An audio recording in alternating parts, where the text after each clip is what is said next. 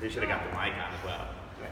So guys, we want to just talk to you a little about mental health hygiene and simple habits that add up to really help mental health. Like, we're a big believer here that health isn't just the absence of not having a cold or disease, or not just the ability to do a few burpees and a couple of rope climbs, but it's how you think and how you feel as well. So our brain's job is all about survival. It evolved to get us to survive.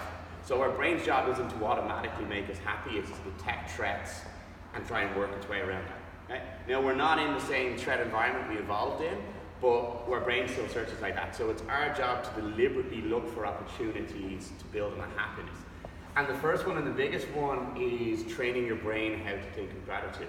A lot of people have spoken to me over the years about mental health, given that I've talked about it, and the one common theme we see with everyone is they're not thankful for their circumstances. Now, I don't know if it's the mental health issues causing that or the lack of gratitude that's leading into it, but it's a cycle that feeds itself. So gratitude helps an awful lot. We are exceptionally lucky. I know we all have problems. The only people who don't have problems are in the cemetery. Okay? We all have problems, but we also have, right now we have a roof over our heads. The people who don't have that. Okay? We live in a stable economy. I know these things we're all take for granted, but focusing on the good trains your brain to do it. You know, and you can get the 5-minute journal, or you can write it down, but daily, starting with what's 3 things that I'm happy for, what's 3 things I'm grateful for.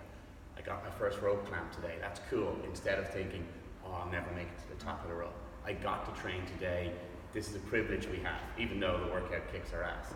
What are you going to focus on? And what you're doing is you're training your brain to look for positives and look for opportunities. It's easy to look for the negative, which leads us into part 2, which is to don't complain.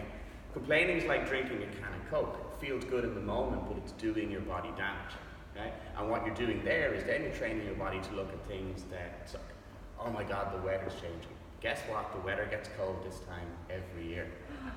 I know, spoiler alert, that happens. So when we come in and complain, what we're focusing is things outside of our control, things that are negative, and again, that feeds back to our brain.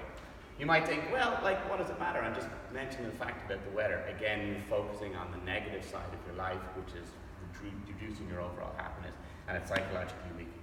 And then finally, because it is September and we're focused on sleep, when you sleep, that's when your brain gets a chance to recover. That's when it gets to excrete toxins and feels better. So express gratitude, don't complain, and get some sleep.